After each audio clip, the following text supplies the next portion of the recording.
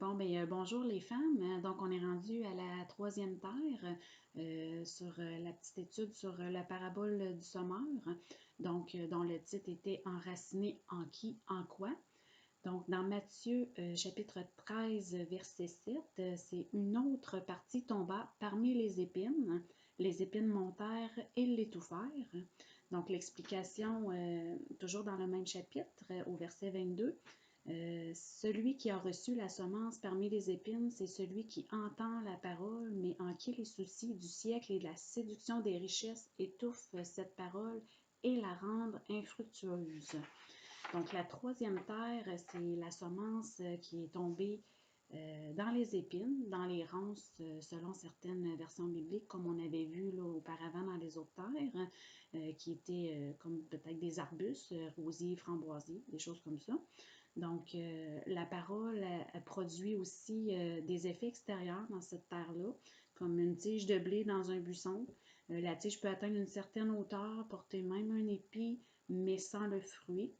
Donc, les soucis de la vie sont une sorte d'épine que cette terre-là nous dit.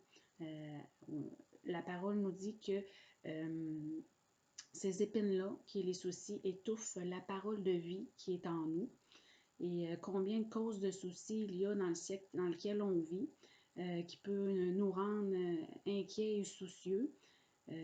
Cette âme reconnaît bien qu'il faut s'occuper de la parole de Dieu, mais quand l'inquiétude et les soucis viennent sur elle, elle étouffe l'efficacité de la parole et elle cesse de porter du fruit. Le désir des richesses sont une autre sorte d'épine qui étouffe la parole de vie. C'est ça en quoi l'homme met sa confiance, dans les richesses. On les désire, on les amasse, on ne se lasse de travailler pour les obtenir. Pendant ce temps, que faire de la parole de Dieu? Que donnent des richesses? En réalité, elles ne produisent ni satisfaction durable, ni paix, elles périssent, elles sont sans valeur ni pour l'âme, ni pour Dieu. Le verbe étouffer ici signifie les soucis, les richesses et les passions qui poussent à vouloir chercher ailleurs qu'en Dieu la sécurité qui est promise déjà aux croyants dans sa parole. On va lire dans Matthieu chapitre 6, versets 26 à 34. Regardez les oiseaux du ciel, ils ne sèment ni ne moissonnent, et ils n'amassent rien dans des greniers. Et votre Père céleste les nourrit. Ne valez-vous pas beaucoup plus qu'eux? Qui de vous, par ses inquiétudes, peuvent ajouter une coudée à la durée de sa vie? Et pourquoi vous inquiétez au sujet du vêtement? Considérez comment croissent les lys des champs, ils ne travaillent ni ne filent. Cependant, je vous dis que Salomon, même dans toute sa gloire, n'a pas été vêtu comme l'un d'eux. Si Dieu revêt ainsi l'herbe des champs, qui existe aujourd'hui, qui demain sera jeté au four, ne vous vêtera-t-il pas à plus forte raison, gens de peu de foi?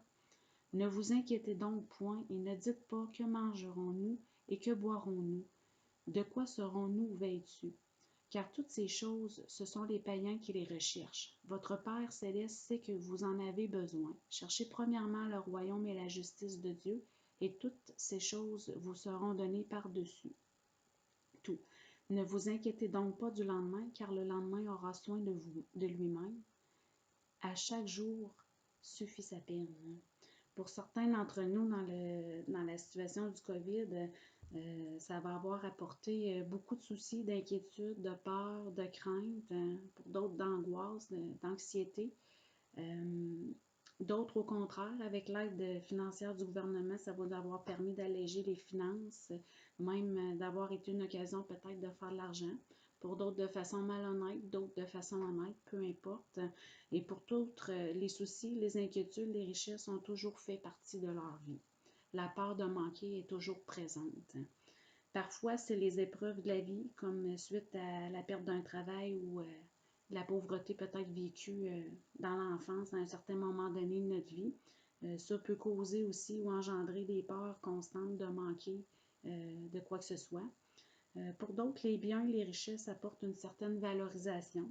Elles sont une source de satisfaction ou d'accomplissement personnel.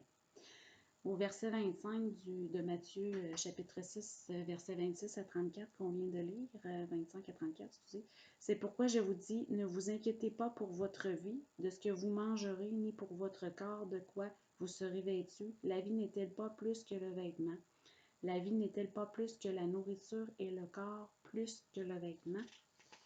Jésus ici nous rappelle à ne pas s'inquiéter à propos des besoins auxquels il a promis de pourvoir pour chacun d'entre nous. L'inquiétude peut avoir des effets néfastes dans nos vies. On va voir 4 points où est-ce que les effets néfastes de l'inquiétude peuvent engendrer là, des problématiques. Donc, le premier point qu'on va voir, c'est sur notre santé, notre corps. Combien développe des problèmes de santé suite aux inquiétudes, que ce soit des problèmes de cœur, des migraines, des problèmes au niveau intestin, de l'urticaire, l'eczéma.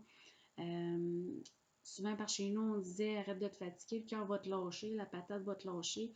Ben, souvent, c'est ce que l'inquiétude peut avoir comme effet néfaste dans nos vies. Ça fait même réagir notre corps. Donc, le deuxième point que l'inquiétude, que je voulais qu'on voit, c'était qu'elle peut aussi réduire notre efficacité. Parce que l'inquiétude, souvent, peut nous immobiliser, nous paralyser. Souvent, on confond l'inquiétude avec un problème qui est vraiment réel et authentique, là, que lui, au contraire, va nous pousser à trouver les solutions pour se mettre en action, pour arranger ou faire en sorte de trouver là, la solution pour quoi faire pour se sortir de ce problème-là. Tandis que l'inquiétude, elle, souvent, et même elle peut même amplifier la réalité des circonstances. Le cerveau, lui, quand on vit l'émotion de l'inquiétude, l'anxiété, de l'angoisse, lui, il ne fait pas la part des choses entre ce qui est réel ou imaginaire. Donc, ta peur, ta crainte, tu la vis tellement profondément, tellement intensément que lui, ton cerveau ne peut pas mettre la switch à off de ça. Fait que si tu as, par exemple, la peur de mourir, mais ton cerveau, pour lui, si c'est tellement fort que lui, c'est comme si tu allais mourir. Donc, le cerveau n'a pas cette capacité-là de faire la distinction entre les deux. Je parle de peur de mourir, peur de passer au feu, peur d'être volé, peu importe. Quand ça devient, c'est comme si, quand cette émotion-là, ce sentiment-là vient sur nous, c'est comme si c'est réel, c'est comme si on vit vraiment la chose dans le moment présent, alors que c'est juste une peur, une angoisse, une crainte. Le troisième point que l'inquiétude, des effets néfastes de l'inquiétude que je voulais voir, c'était qu'elle pouvait influencer aussi négativement nos relations. Puisque l'inquiétude nous fait vivre des peurs, des craintes, nous les faisons souvent ressentir aux gens autour de nous, que ce soit par nos émotions, nos paroles, puisqu'on est envahi par ce sentiment-là. Souvent, l'inquiétude va envahir nos pensées et même nous emmener probablement à en parler peut-être plus qu'on devrait pour se décharger et arriver à alléger notre âme, ce qui fait que des fois, ça peut devenir lourd aussi pour les gens qui nous entourent. Le quatrième point de l'inquiétude, des effets néfastes, c'est qu'elle peut aussi affaiblir notre foi. L'inquiétude peut affaiblir notre capacité à faire confiance en Dieu sur les circonstances qu'on va vivre. L'inquiétude nous amène dans un état d'esprit où il est difficile de rationaliser les choses. Comme on les voit pires qu'elles sont, elle peut même nous pousser à douter que Dieu peut nous sortir de cette situation-là et régler la chose. Donc, l'inquiétude, les soucis, qu'ils soient d'ordre financier, maladie, perte d'emploi ou envers les ministères ou des gens autour de nous qu'on aime qui vivent des choses difficiles, étouffe la parole de vie en nous et nous empêche de porter du fruit. C'est ce que cette terre-là veut nous dire aujourd'hui, veut nous expliquer, nous aider à comprendre tout ce que l'importance des inquiétudes, des soucis, puis des richesses de la vie peut apporter à notre âme. Donc, dans Philippiens, chapitre 4, verset 6, ça dit « Ne vous inquiétez de rien, mais en toute chose, faites connaître vos besoins à Dieu par des prières et des supplications, avec des actions de grâce, et la paix de Dieu qui surpasse toute intelligence gardera vos cœurs et vos pensées. » Dans 1 Timothée, chapitre 6, versets 6 à 12, c'est en effet une grande source de gain que la piété avec le contentement. Car nous n'avons rien apporté dans le monde et il est évident que nous n'en pouvons rien emporter. Si donc nous avons la nourriture et le vêtement, cela nous suffira. Mais ceux qui veulent s'enrichir tombent dans la tentation, dans le piège et dans beaucoup de désirs insensés et pernicieux qui plongent les hommes dans la ruine et la perdition. Car l'amour de l'argent est une racine de tous les maux, et quelques-uns, en étant possédés, se sont jetés eux-mêmes dans bien des tourments. Pour toi, homme de Dieu, fuis ces choses et recherche la justice, la piété, la foi, la charité, la patience, la douceur. Combat le bon combat de la foi. Saisis la vie éternelle à laquelle tu as fait une belle confession en présence d'un grand nombre de témoins.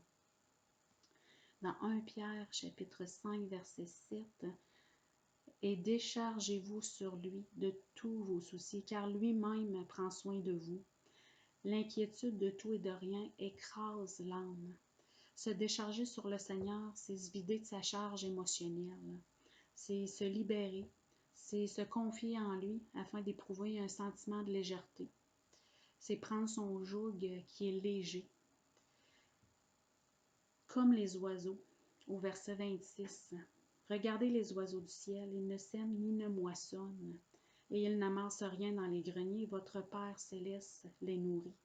Ne valez-vous pas beaucoup plus qu'eux? Jésus se sert aussi des animaux pour démontrer leur dépendance au Seigneur. Ce passage ne veut pas dire de ne pas travailler ou d'être paresseux, mais de reconnaître que c'est Dieu qui pourvoit peu importe la manière à nos besoins. Dans le psaume 104, versets 27-28, tous ces animaux espèrent en toi pour que tu leur donnes la nourriture. Tu la leur donnes et ils la recueillent. Tu ouvres ta main et ils se rassasissent de bien. Les animaux espèrent en Dieu. Espérer, c'est s'attendre, c'est compter sur Dieu. Comme les animaux, espérons en Dieu, espérons en Jésus-Christ. Le psaume 33, 20. Notre âme espère en l'Éternel, il est notre secours et notre bouclier. Espère en lui de tout ton cœur. Le psaume 42, verset 12. Pourquoi t'as battu mon âme et gémis-tu au-dedans de moi? Espère en Dieu, car je le louerai encore.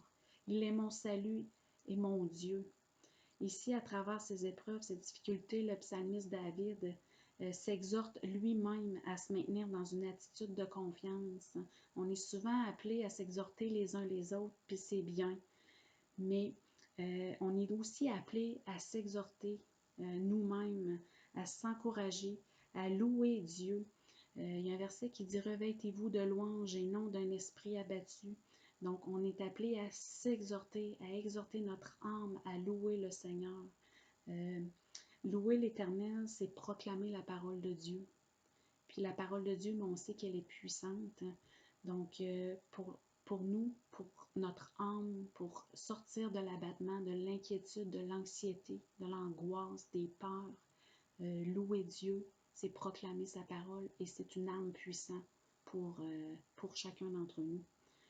Le psaume 143, verset 8, « Fais-moi dès le matin entendre ta bonté, car je me confie en toi. Fais-moi connaître le chemin où je dois marcher, car j'élève à toi mon âme. » N'oublions pas que ses bontés se renouvellent pour nous à chaque matin. Et surtout que l'Éternel, dans son amour, il connaît l'aide et le courage dont nous avons besoin pour affronter chaque journée de notre vie.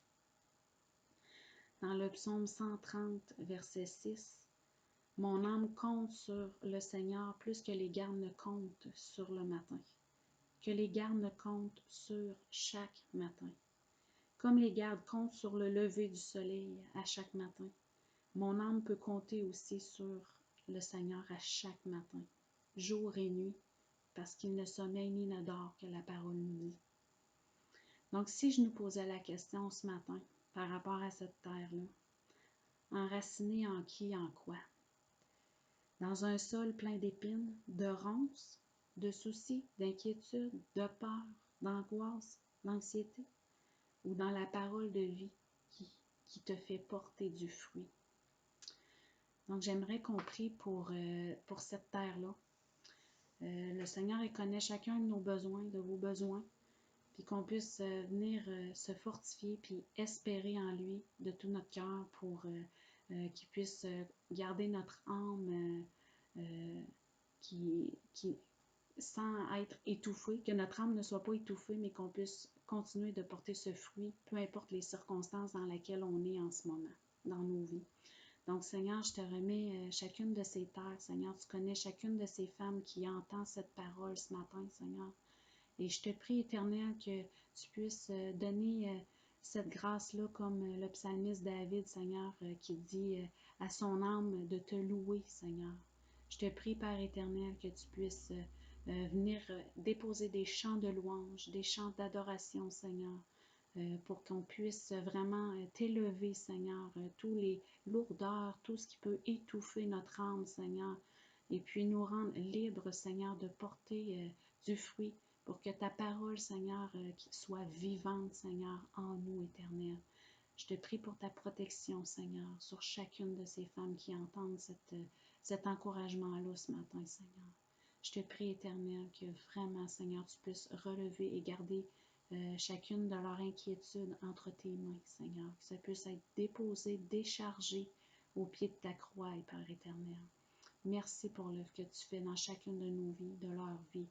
Et que ta paix, Seigneur, ta grâce, ta force soit sur chacune d'elles.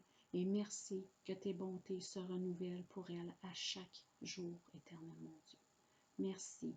Merci pour la foi en toi, la foi en ta parole qui est vivante, Seigneur, et qu'elle puisse porter du fruit abondamment dans chacune de nos vies. Merci, Seigneur. Donc, c'est ce qui met fin à la troisième terre. On se revoit dans un mois pour la dernière. Sur ça, je vous souhaite un beau mois. Soyez bénis, puis que le Seigneur vous garde.